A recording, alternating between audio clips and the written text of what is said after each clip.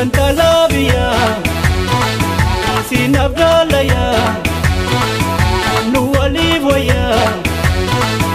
Sichinabgay Pedusi Malay Kapsistu Sanyi Sichinabgay Pedusi Malay Kapsistu Sanyi Urkayi